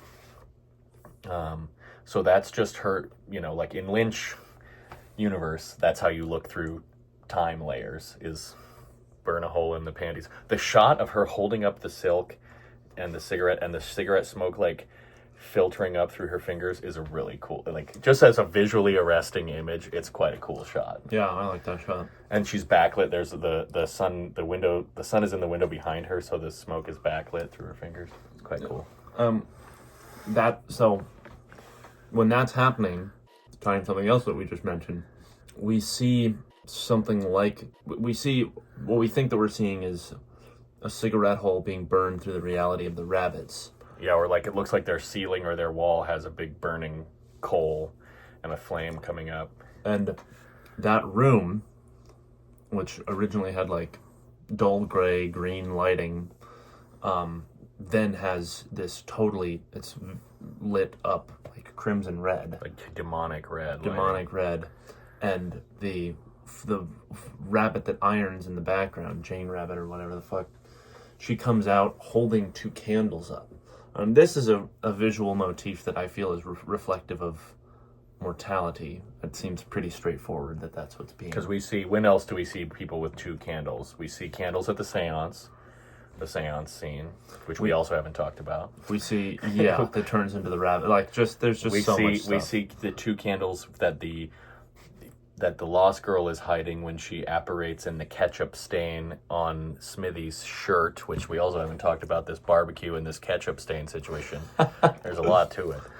And there's also a painting in the back of the seance room where there's two hands and a big long candlestick. Yeah. So that's an image that recurs. We'll Jamie, can you pull up the candlestick? Yeah, thank you. See, now that's fucked up, dude. Okay, now what is the ultimate meaning of... What? You want me to put it lower? What, boss? Yeah, so David Lynch has a fun cameo in this movie as the voice of Bucky J, the incompetent lighting technician. Bucky J. Okay. Yeah. Well, I feel satisfied with everything we touched on in the narrative. So there's your analysis of Lost Highway. So now let's turn to our popcorn classics. Okay. I got some features here. No, just two questions to end off. The last one is we're gonna do a ranking, but before that, Inland Empire is often grouped as part of Lynch's LA trilogy with Lost Highway and Mulholland Drive. So could you just talk about how it fits in with those two movies?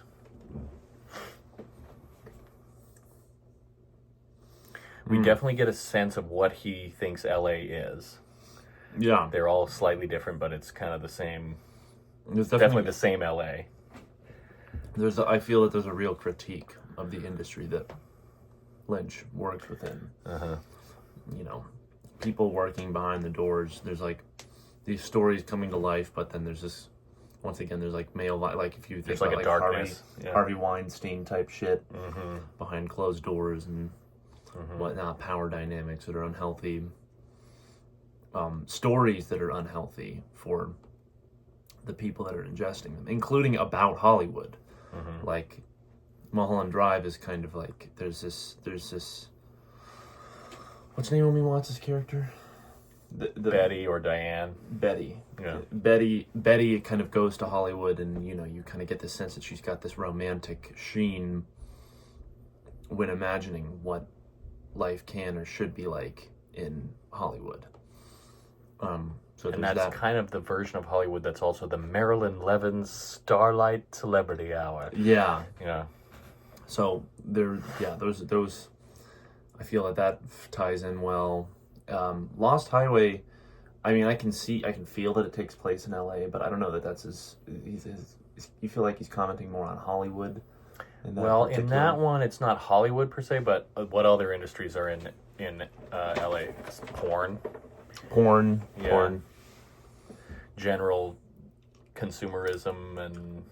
Yeah, I mean, I feel like Lynch kind of likes the aesthetic of LA in a way, but there's also like, I don't know, you kind of, in a lot of the sets and a lot of the rooms, there's this kind of plaster fakeness to the scenes that you're seeing. There's this kind of grayness behind, like even in any color that he injects into a scene, there's a kind of like he's like, yeah, you're in the concrete jungle, like this shit is spread out. There's a definite vibe, like for example, in Mulholland Drive, as you walk around behind the Winkies, that like sun-baked, you can tell it's a hot day, there's just traffic everywhere, and they're going by these cinder block walls with graffiti on them. Like, if you ever walked around in LA, you know exactly the feeling that he's capturing with that. Lost Highway, I don't know, not as much, because there's not outdoor daytime much, and although in the peat parts there is, but yeah. I like that's like that kind of being critical of like the porn industry, or like, again, it's this kind of like, you're being misled with what media is teaching you or showing you, kind of, because... And it's still at the center of Lost Highway, there's an act of male violence where he killed, the killing of his wife. Yeah. Which causes him to spiral out. That movie's about the inside of the killer, like his spiral after committing an act like that. There's kind of this, like, I feel that David Lynch is generally critical of maleness and, what that's supposed to be in American culture. So, that's how I think those three... Everything after Twin Peaks, at least. Maybe before that, he hadn't quite found that critique. Twin Peaks is clearly critique of male violence. Twin Peaks Fire Walk With Me is like the ultimate, like, apex of that critique. Yeah, can't really get any more obvious than that movie with what you're trying to say. You're just eating the entire time.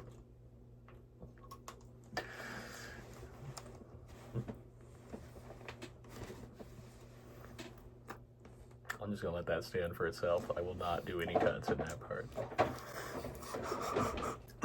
Okay. Ready? Okay. You and I are both practitioners of transcendental meditation. For me, that's 100% because of David Lynch. Like, his endorsement is what caused me to seek it out. We know Lynch practiced TM and that it was very important to him.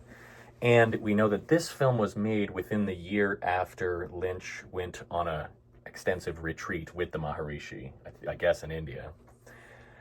Do you sense any resonance between this movie and the practice of TM, or the beliefs of TM? Well, TM is a part of like the Eastern, just like a general Eastern understanding of the cosmos, which is that basically could be summed up with all we have is now. and getting in touch with the eternal now type deal. So transcendental meditation is a practice I feel that is enabling you to access or to go deeper within your own being, closer to the energy fields or the source of thought, which is just, things spontaneously, dynamically happening from moment to moment. It's just this waving that's happening right now in this cross section of time.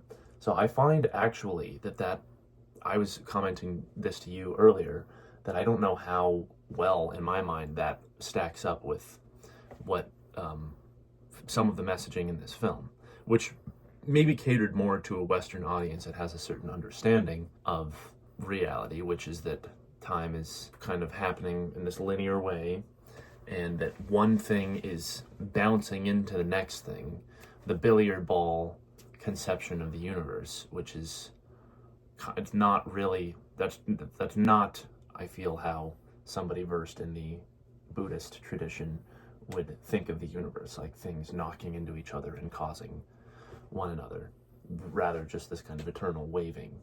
So, it's also the line, actions have consequences, kind of sounds like a billiard ball, like one billiard ball bounces into another, and then it kind of ricochets from there.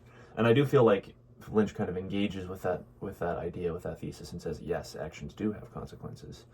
But is that really the case, or is everything just kind of interrelated? Is there like a push and a pull to everything, rather than everything being a push, if that makes sense?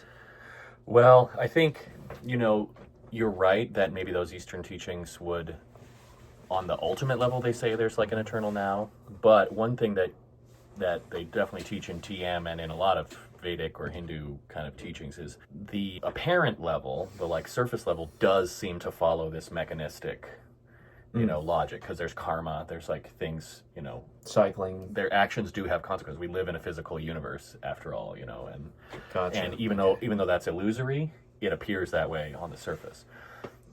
So, we have the line, actions do have consequences, but in Inland Empire, the visitor number 1 gives us a way out of that. Because she says, but there is the magic. So there's like actions have consequences, but there's every once in a while there's an opening to like escape the inevitable, Yeah. And that's what they're trying to find in this movie. There's this cursed script, this cursed karmic cycle, and the way out is to access that now. So it's like maybe Nikki Sue kind of dives down through all these levels to get to have the final boss battle, and then it like percolates back up through time. Yeah. So I don't think. So you. I don't think the contradiction is as, polar opposite Okay. as what you're saying. Gotcha. Be my 2 cents on that. Well, let's get All right, ladies and the gentlemen. best for last. Ranking. Now, my boy Layton right here. This guy loves a good ranking. He loves to rank and to rank, and as well as to rank. So this is Layton's current ranking. There's some Lynch properties that he hasn't seen, but the ones you've seen so far, I've listed 9 here. So that's the feature films, and then I've listed the Twin Peaks original series as its own, as one property. You could quibble about how many total properties are here, right? Yeah. But we'll say Twin Peaks original series is one thing, Twin Peaks The Return is one thing, Twin Peaks Fire Walk With Me is one thing, and we're going to go from 9 up to first, Layton's favorite David Lynch project. So here's the list of contenders. Eraserhead, Dune, Twin Peaks The Original Series, Twin Peaks Fire Walk With Me, Lost Highway, Mulholland Drive, Inland Empire, Twin Peaks The Return. So out of those just listed, number 8, the least favorite of the Lynch properties that you've seen so far. What do you talk us through your thoughts here? Like, what are you deciding between? I think that the biggest outlier here to me is Dune.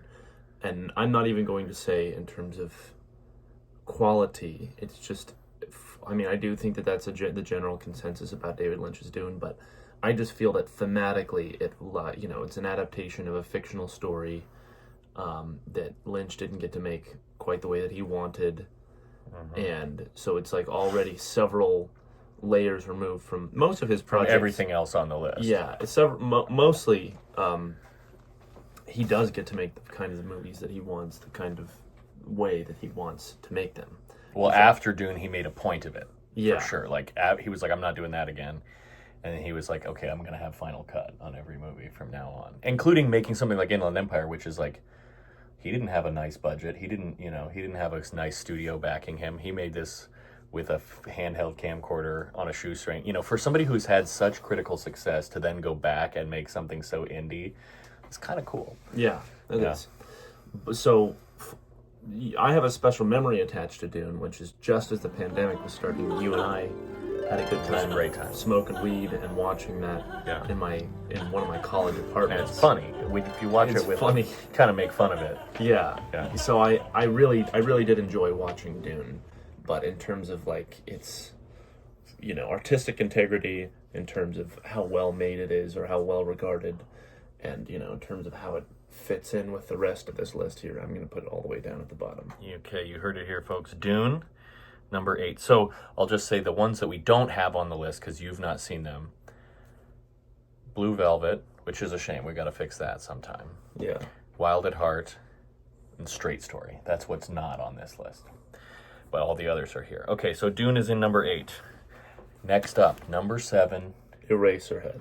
Eraserhead goes in the number 7 slot. Do you want to... Now that might... we might get some mean comments. If anybody actually ever makes it to the end of this video, people might be coming for you in the comments. Defend why Eraserhead is... Well, this might be even just an aspect of having spent less time with the film than any of these other properties, or less time thinking about it. I don't even remember, did you and I watch it together? Oh, no, I think you watched it with your friend in Slow. You and Shipley watched it together. We may have, I think we watched Eraserhead together. So I didn't have... I think that's the time you saw it. Yeah. If I recall right. We have not watched it together. I mean, we probably did some review afterwards. The baby. The thing most people would remember is that hideous baby. Yeah. The lady in the radiator. Yeah. In heaven, everything is fine. Which I do is, a very... In heaven, everything is fine. Yeah. But... that in heaven, everything is just fine. It's just fine. It's not great. It hasn't left, he was still perfecting. Yeah, but it's kind of the one that shares the most similarity with Inland Empire in the sense that it was his low budget, just him and his love of wanting to make the thing, no fucking studio approval, no effects budget or anything. Yeah. Just his imagination and his drive to create it. Right. Yeah, I kind of respect that. Okay, so coming in at number 7, Eraserhead. All right, so what's going to be then number 6 here? Do you have a guess for what's going to be there? I'm guessing for you. Because now we're in the this is all the S tier stuff. I'm guessing Inland Empire actually. If I was gonna... Inland Empire is going to come next up. It's the other one, but see now it's partially like a matter of investment because now I've spent time analyzing the film, thinking about it, and there's certain things that now. I Would you say really that was like rewarding? Yeah, I was going to say. So now would it be fair to say you have an appreciation and maybe even enjoyment of the movie now from this exercise of that wasn't at all there the first time you watched it? Yeah. Yes, definitely. There's some scenes that I really enjoy, like anything with the rabbits. I love the really surrealist stuff. That's cool. I like the scene where Sue is dying. Yeah. I like the first couple instances of the Valley Girls and the locomotion. That's another really surrealist. Sticks out as very not naturalistic. I like the Nikki and Devon interplay and the kind of breaking into the film, and also where stars make dreams And dreams make stars. Yeah.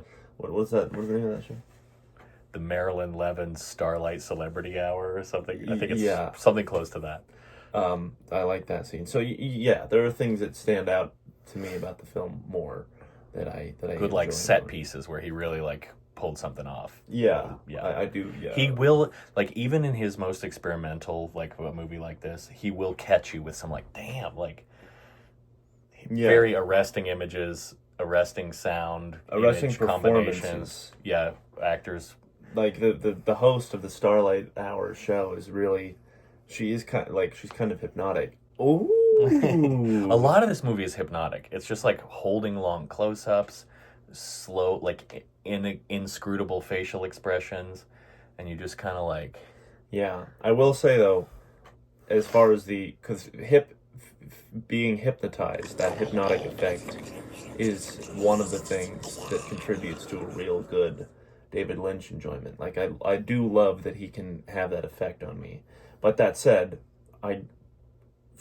of many of his projects, I think Inland Empire, in terms of juice to squeeze, as far as like the amount of hypnotic scenes or the scenes that really grabbed me, it was lower on the list. So it does get, even as I love this, you know, like if this was my ranking segment, this would be very near the top, just because it's the most Lynchiest of all the Lynch. You know what I mean? Like it's just like he's on full, like heroin strength, like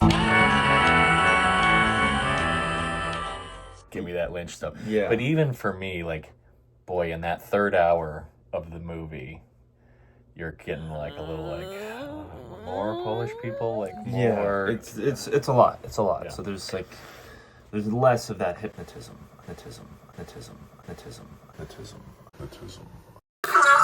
would say. Okay, Inland Empire coming in at number 6. Now we're getting to top 5 now. So this is rarefied company. What do we got for number 5? Ooh, he's having to make a hard choice. Well, What's it between? two. What's it a tie? We can do ties, you know. I'll pick one between these two. I'm deciding. I think, and again, this might be a little bit of recency bias. This might be a little bit of, investment bias.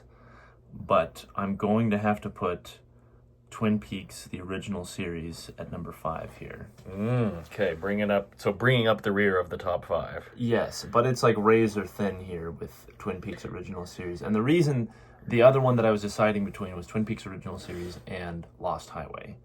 Because Twin Peaks original series has some like real,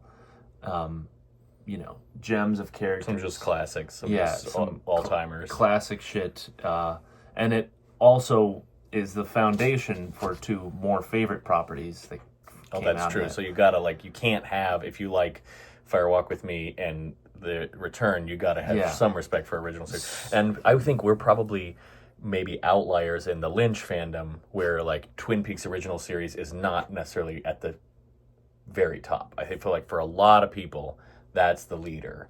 That kind of like warm, quirky, the cherry pie and coffee, like that Lynch is very beloved, and you get the like fan favorite Agent Dale Cooper and all that. Yes. But for us, I think for you and me, Makes other sense of this stuff is and I love Twin Peaks original, and you know what? I guess it's something to change in the series or in the future, because maybe I'll come back to the original series and it will supersede Lost Highway. But I think love Twin Peaks original series, lots of wholesome stuff, but I've just mentioned this sort of hypnotic effect that Lynch can have, and the thing that I feel like the things that I love most about Twin Peaks original series is the kind of fantasy, the supernatural elements.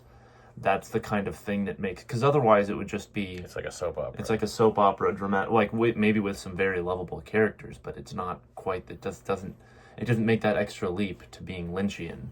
So everything in that respect that propels it to being like something beyond a soap opera is like dialed up, cranked way up in his other properties. So that's why number 5. Twin He was Peaks holding original back series. a little on that. He had to hold back. That's that was his. Besides Dune, Twin Peaks original series is where his artistic vision is most compromised. That's true. Well said, buddy. Well said. All right, coming in at number 4. Lost Highway. Lost Highway, number 4. And I feel like Lost Highway is kind of just his. It's another take. Either we were talking about it being critical of the Hollywood, or excuse me, the porn industry in LA, and that that Again, kind gender of dynamics. gender dynamics. This one specifically is skewed towards like male gender dynamics, and how those are enacted. What's basically the failings of those ideas within the character that's being analyzed. Yeah, like this which is one man Fred. and his inability to like basically deal with his fucking feelings. Yes, precisely. So there's that, and then like Mulholland Drive is supposed to be, it's almost kind of like the inverse of that, which would be This is from the woman's from the like, kind of from side. the bad the roles that you kind of fall back into in if you're like playing out women gender roles. And Lost Highway, special place in my heart, time invested. The only analysis that I've been a part of thus far. Ghoulish man. The ghoulish man, But we also see some just some really folks good down stuff. below in the video description. I'm gonna have a link to this Lost Highway Bro analysis. You're gonna love it. Good stuff. It's at least as quality as what you've been watching so far. So. It'll probably come out being more quality. And this, let's just say hi to mom and dad because they're the only people that are gonna watch all the way through this. We I don't love even you know guys. I don't know if they're gonna make it all the way through Yeah, this. I don't We'll have to really trim it down for them to want to do that. The attention span is not what it used to be. Dad might watch it. He I feel just like Mom likes. is more likely. You really think so? Yeah. I feel like he would. I feel like Dad would tune in and get a kick out. But We'll see. that we'll leave that. We'll put a poll in the. Mom, Dad, who do you think is more likely to finish this? Okay. Gotcha. Well, I thought did I have something? I thought that there might be something else I wanted to say about Lost Highway. Just that it's another, it's kind of dialing it up in the hypnotic effects a little bit, or in terms of like the runtime, it's like packing more of that in. So here's the top 3, folks. The top 3 is going to be between Twin Peaks: Fair Walk with Me, Twin Peaks: The Return. So there's 2 Twin Peaks still on the board in the top 3. That's unprecedented. And then Mulholland Drive. So here, Lost Highway's off the board. Between Twin Peaks: Fair Walk with Me, Mulholland Drive, Twin Peaks: The Return. What comes in at number 3? Twin Peaks: Fire Walk with Me is number 3. Okay, now I have a special love for this movie. So, and I'll say all the stuff that we like. People forget because this LA trilogy holds such pride of place in the Lynch universe. I think people forget that almost all the shit that later becomes the Lynch trademarks starts in Twin Peaks: Fire Walk with Me. The entities, the doubling, the looped over timelines, the psychological, like showing inside and outside of the same character, like all that shit. Fire Walk with Me is the OG of that. Because he didn't really have that, at least not that explicit style in Blue Velvet.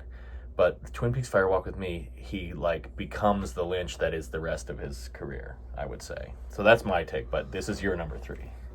In terms of explicit narrative enjoyment, It's a toughie. It's pure enjoyment. It's a very hard movie to watch. Yeah, well, no, Very dark. I was going to say that then, I mean, yes, it is, but the narrative element is, you get sucked along in that way. That's the most narrative, I would say it is the most narrative thing besides maybe Twin Peaks original series on this list. And it's just like a good movie. It's not just a good Lynch movie. Like, I would say that for somebody that's willing to just ingest something that's dark and not necessarily meandering good or horror movie. avant-garde. Yeah, horror movie. Like, it's so good. I mean, that's another razor thin margin between Fire Walk with Me and our number 2 spot. I had a joke about Lynch's filmmaking strategy is just to point the camera at a really good actress. And he does that in Mulholland Drive. You know, Naomi Watts just like runs a marathon. Yeah. He does it in this movie, Inland Empire. It's just Laura Dern like Laura putting Dern on a pops clinic. off. But even more amazing, maybe, is Twin Peaks Fire Walk with Me, because Cheryl Lee was not even a professional actor before that. She was he originally hired her just to play the dead body in the show, and then it kept expanding with the Maddie character, the flashback Laura character, and then he put her at the center of this movie, and she's just amazing in this movie. Wow, he's amazing. He only wanted to cast her as a dead body. That was the original plan, and she was not an LA actor. She was a Washington, like Snoqualmie on location actor. So she was just like a local person from Washington who then turned into fucking Laura Palmer. Yeah, and she does, like, I was gonna say that too, because that might be the best performance on the list. Like, it's just iconic as hell. You should listen to, this is for a recommendation for you, a recommendation for the fans at home. Listen to the audiobook of The Secret Diary. This recommendation for you, this recommendation for the fans at home. Listen to the audiobook of Secret Diary of Laura Palmer, because it's actually the longest performance of Cheryl Lee as Laura Palmer in existence. Because Fire Walk with Me is 90 minutes. The episodes of the original series and the return that she appears in are pretty short.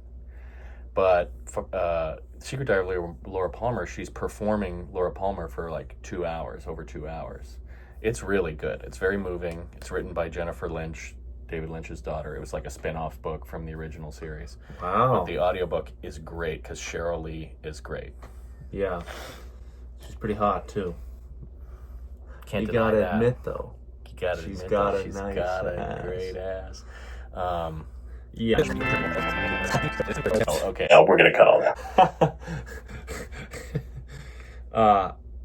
I think that also there's like some really good, very unnerving shots, you know, or like the horror aspect that you mentioned. Like the one that is jumping to my mind literally right now is the leaping, the jumping man, the child. Oh, the child leaping around the parking lot too. Yeah. The black dog runs at night. The black, and that has made it into like a little drawing that I've done before for like Halloween. We'll try and put that up on the screen for the people. I think I have it probably in my photos. The film, can't say enough good things about that movie. It's really good stuff. Okay, top two, folks, for Layton's ranking here. Mulholland Drive or Twin Peaks: The Return in the number 2 slot. Number 2 slot, we're going to have to go Mulholland Drive. Ooh, the shirt has fallen. Number 2, folks. Yeah. Mully and H. It's in a certain, again, it's kind of a little bit of apples to oranges thing with all of these. I mean, they're all as similar as like Lynch films can get. There's certain qualities that run through all of them. But Mulholland Drive is just like the most perfect gem of like a movie that he has made. It's kind of, I think it progresses, it's paced just the right way. It has some iconic shots. It has slow shots, but nothing that gets as slow and as drawn out that's dragging like an Inland Empire or even in Lost Highway. Like it moves at the right clip. And like, was that my entry to the whole Lynch world, or did you start me with Twin Peaks, the original series? No, I think that was first. One night I showed it, we watched it at Mom and Dad's house.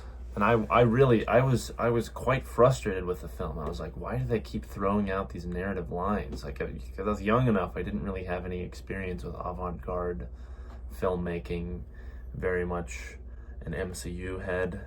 Loved them superheroes. Folks, so this is a story about redemption. Justin saving my soul. We're going with Lynch. Lynch saving my soul. Just kidding. Your soul was already fine. But we'll put up a William Blake poem here. It says something that I do feel it says a little something about me, that I like that first night I was like frustrated. I was like, what just happened? I don't understand. And then the next day I was like thinking about that movie a ton, which might not happen for everybody. It might be the kind of thing where, well, we have a friend, for example, I'll bleep out his name, but Bleep. you know, who's like, he saw Mulholland Drive, he hated it. He's like, that movie's confusing as hell. Yeah. I will not be watching that again. Didn't like it. Don't get what there is to like. Fair enough, you know. Fair enough if that's your tastes. Yeah, those are your tastes. And like, did he watch all of Inland Empire? I thought that he was there for the whole thing. No, definitely not. 0%.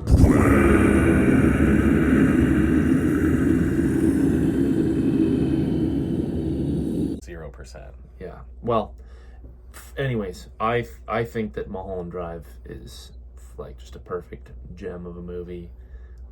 Lots of incredible scenes. You know, I like the narratives, because with the narratives are kind of strung together in a more cohesive way, or they're structured in a more cohesive way, but he kind of is slowly disintegrating and deconstructing them in a way that's interesting, like the romance between these two characters.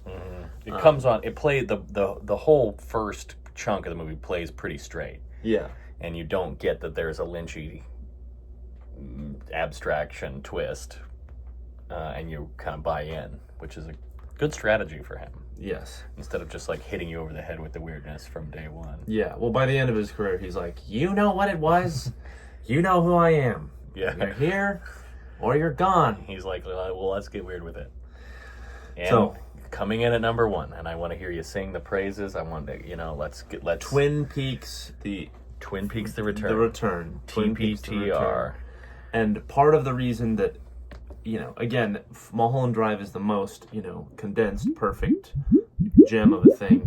And there are portions of Twin Peaks, The Return, that kind of might, you know, drag a little bit, might bore you a little bit. Not necessarily Like a 4 bad minutes thing. scene of a guy sweeping peanuts off of a bar room floor. Yeah, for instance. So but you're coming back to characters that you loved from the original series. You are introduced to some really good new characters that are Very compelling. very compelling and arresting as well. And just you dial up the lodge supernatural weirdness to fucking as high as he can take it. And I love that aspect. You can never quite tell what's real, what's surreal, you know, when where entities are coming in or going, exactly how it all ties together in the end. It's kind of, the Twin Peaks: The Return has actually quite a cynical end to the series. You get the sense that something has gone very wrong by the end of the show. So he's just like, he doesn't flinch. He doesn't turn away from this like darkness. This darkness. He's like, well, this is, you know, there's a kind of, this is like his last major project. So you kind of are getting a sense of Lynch's feelings, his basically how the kind of perspective that he has on the very back end of his life, and it's cool to see. I mean, I wonder, is there anything specific that we can say about The Return, or that comes to mind for you? Yeah, it's the final statement, you know, it's the last like thesis statement of his life. He got 18 hours. He got, because of the historical circumstance, like he just came along at a time when they were throwing all this money at the prestige TV, you know, series and stuff. He had a ton of money. He had all the time in the world, and he just like went ham for 18 hours. And that's pretty fun to watch if you like David Lynch. Yeah, and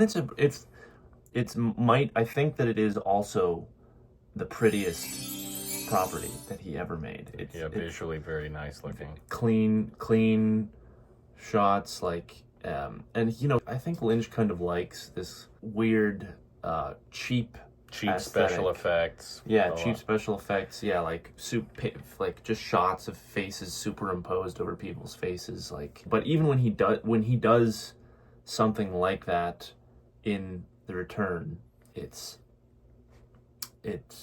is done, I think, much better. And I just think it's a thing of beauty. It's a lot of fun, lots of weird turns, Oh, and this might have been the clincher for the return, but Dougie. Dougie Jones. And anything with Dougie Jones, the scene of Dougie Jones eating breakfast. The man can eat a fucking breakfast. The man can eat a breakfast. So I'm there you go, people. That's my ranking of the properties I have seen. Maybe one day this will be updated after I see Blue Velvet, Wild at Heart, and what was the other one?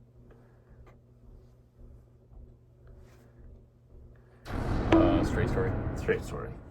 Yeah. Which I've seen the very, very end of. So, thanks for watching. Thanks for sticking with us, folks.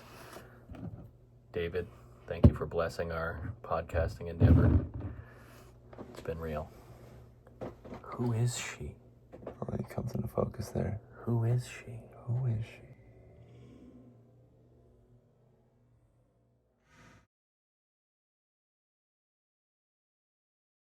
Can we cut?